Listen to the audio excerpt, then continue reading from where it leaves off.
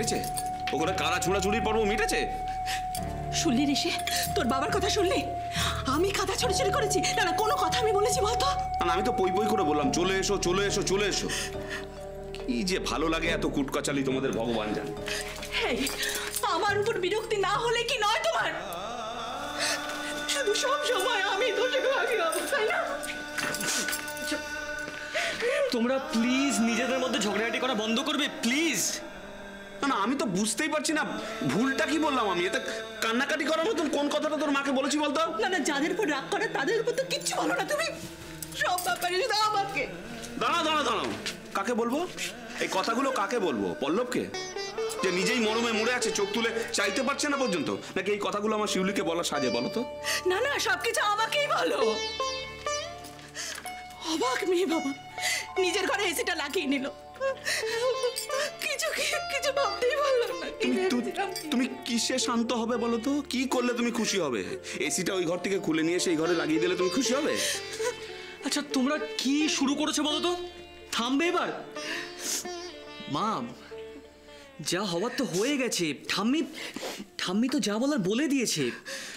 কাকিমণি যে কাজটা ভালো করেনি সেটা আমরা সবাই জানি, আর সবাই কিন্তু তোমার পরেই কথা বলছে। মা, তাতে আমার কি স্বর্গলাভটা হলো বলতো? ছোট যেই দেখলো বাইরে ঘরে এসে লাগলে খরচ বেশি হবে, অমনি নিজের ঘরে লাগিয়ে নিল। কেন আমার ঘরে তো লাগাতে পারতো?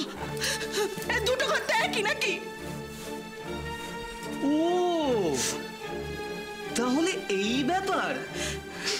মানে তুমি এতক্ষণ ধরে এসির জন্য কান্নাকাটি করছো? মা, আমার মা, শোনো, আমি তোমায় প্রমিস করছি খুব শিগগির তোমায় একটা এসি কিনে দেবো। ওকে? না, চাই না আমার। না, চাই না। আমাদের চাই না তোর কেনা এসি, আমার চাই না। এ ঘরে যদি এসি লাগাতেই হয় তাহলে তোর ওই কাকার ঘর থেকে এসিটা খুলে নিয়ে এসে এ ঘরে লাগাবি, নাহলে এসি লাগাতে হবে না। কি গো, ঠিক বলেছি? ঠাট্টা হচ্ছে? মাথাখানা যা গরম করে রেখেছিলে, আমি তো বললাম ঠাট্টাটুকু বুঝতে পারবে না। হ্যাঁ বাবা, তার মানে বলছো কেস জন্ডিস না? আরে দাঁড়াবে তো। চললে কোথায় এখন আবার? খাবে না? খেতে এসো। আর একটু হলেই কেসটা হাতের বাইরে বেরিয়ে যাচ্ছিল, বুঝলি? এত সহজে যে তোর মায়ের মনের মেঘ কাটবে আমি তো ভাবতেই পারিনি। দেখতে হবে না মাটা কার? দেখতে হবে না, আমার বুঝি কেউ না। আমি এই সব কিছু বন্ধ করতে পারি, কিন্তু একটা শর্তে। তোমাকে আর দুর্গাকে আমাকে ছুঁয়ে কথা দিতে হবে এর সাথে তোমরা কোনো যোগাযোগ আর রাখবে না। শোনো, আমরা এখনো তোমার মতন এতটা পাথর হয়ে যায়নি। তোমাকে ছুঁয়ে আমি এত বড় কথাটা, এটাই আমার শেষ কথা তোমাকে। দাদা ভাই, পুতুলটা না দিয়ে এসেছি। আস্তে, একেবারে বজরংবলী আন্টির হাতে দিয়েছো তো? না, আমরা তো দরজা দিয়ে গড়িয়ে দিয়েছি। ঘরে তো ঠাম্মু ছিল, তাই ঢুকতে পারিনি।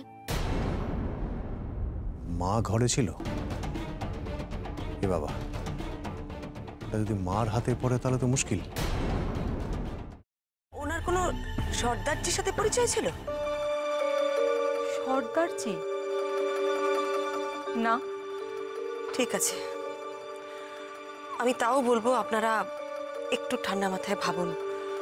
আসলে আমার জানাটা খুব দরকার। আমি তাহলে আসি, কিছু মনে পড়লে আমাকে অবশ্যই জানাবেন। আচ্ছা।